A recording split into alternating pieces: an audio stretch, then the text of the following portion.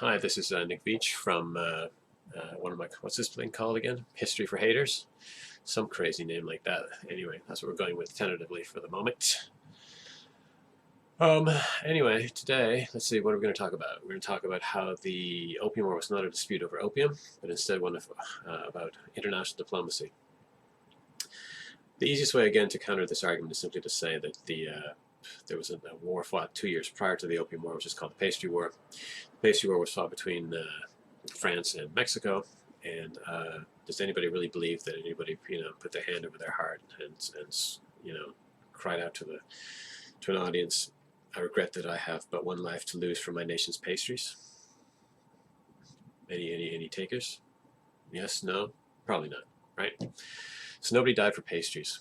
There was no war over pastries. It was just a funny name that could be appended to the war that was used by the media to just kind of sell newspapers.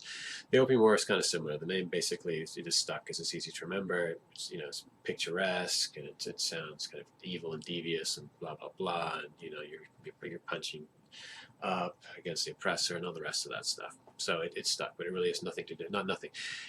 Opium is incidental to the war. It's not the direct cause.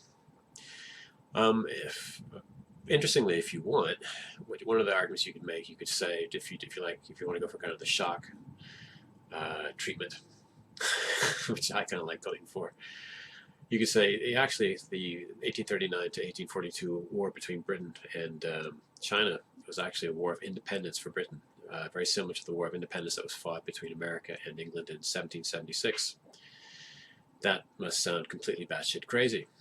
Well, of course it does. So what evidence can I bring to bear in this regard? Well, check out this communication from the governor of Zhejiang province, this one right here. Let's check out this babe. It's a beauty. Okay, I'll read it out. It begins with, "Full of crafty schemes, the rebels detained a merchant junk." The rebels. So who are the rebels? The rebels are the English. So who are they rebelling against? Well, you know now, they're rebelling against the Chinese. Sound crazy? Well, in their own words, and it's not just him. This was in all kinds of communications. We're constantly yammering on about rebels and barbarians and pirates and all this kind of crap. Anyway, so full of crafty schemes, the rebels detained a merchant junk and forced the master to deliver a letter from a pretended minister of their country. Oh, a pretended minister, eh? What's a pretended minister? Why pretended? We'll get to that. In which he wants us to supplicate the court in their behalf for trade. Okay, notice this, trade. It's not the opium trade. It's not to deal in the poison, but for trade. Okay? Their designs being unfathomable. Unfathomable? Why were their designs unfathomable? What were their what mysteries? Where did they fail to penetrate? What were the British really up to? Crafty schemes, those rebels. The original was rejected. Okay, their designs being unfathomable, the original was rejected, a copy being taken. While we redoubled our precautions. Yeah, they're not gonna fool us. No way, man. We're on to them. We know their game. Those bastards. Anyway, the port is now closed, and the English barbarians have retired. I doubt that was the word used in the original Chinese, but anyway, they retired. They rusticated themselves or whatever. Okay, so the whole deal with the rebel deal, what's that about?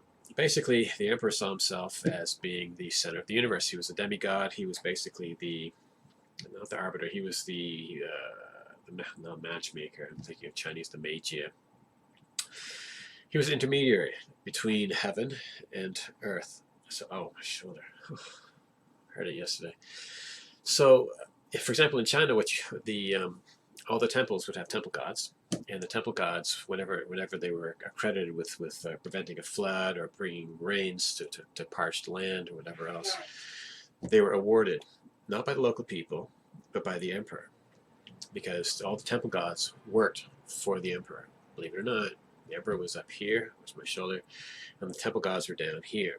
The temple gods were above the people, and the emperor was above the temple gods. And above the emperor, there was the will of heaven, however that was to be expressed. Okay? That being his position, the British, of course, were common people, plain people, which meant that they were beneath the temple gods, which meant that they were also beneath the emperor. So by definition, the British were rebels. And this war was a rebellion, and since the British won it, they won their freedom from the Chinese Empire. I mean, sounds crazy. Well, it makes as much sense as saying the war was fought over opium. To be honest, it wasn't fought over opium, and it did achieve the effect of British independence. Seriously, it did. Okay. Let's see. Maybe I should just wrap it up at that for now. I'll go and carry on with the rest of this later on. Okay, thanks for listening. Hope you enjoyed this. Bye-bye.